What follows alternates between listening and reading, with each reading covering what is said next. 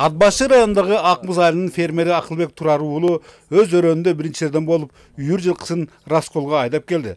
Анын минтип эртелештин жөнү бар. Анткени ал карамандагы малын алыскы кыштоосуна жөнөтүүнүн камында. Андыктан эмитен жылкыларын идентификациядан өткөрүп албаса кыш бою көнүмүш кыйынчылыктарынан арыла албастыгы чын. Андан калса учурда мал уурулукта күч. Жылкы баласын өткөзүп баштадык.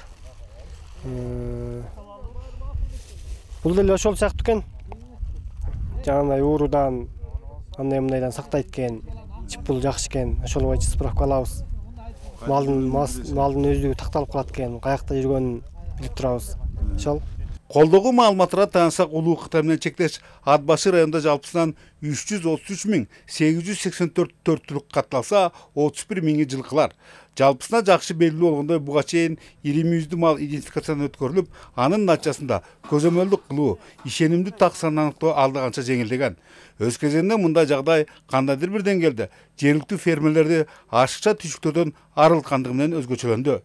Ушундан уламбы, бул жолку аракеттерде мындан 2 жыл мурунку кайдыгерлик жана көңүл коштук байкалган жок. Тескерисинче активдүүлүк жогору. Акмуз айыл боюнча 2 ветсервис бар. 2 ветсервис менен биригип айыл өкмөт чогуу чаран иш алып барып атабыз. Ошонун негизинде азыр бизде иш кызуу жүрүп аткан учуру азыр. Чиптер жетиштүү, уламгысын улам 2 ветсервис камсыз кылып атат.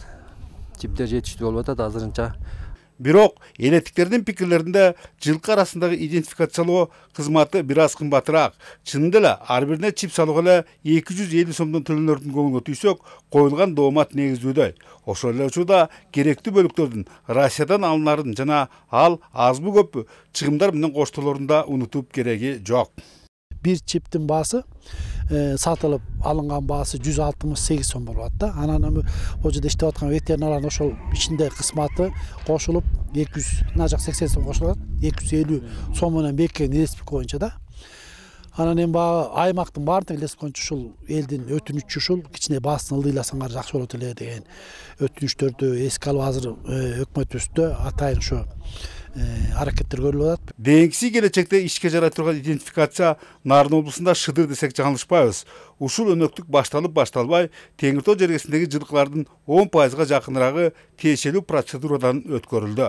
Ал эми менин колумдагы мына GPS трекер жабдуусу жоголгон малды таап алууга өтө ыңгайлуу.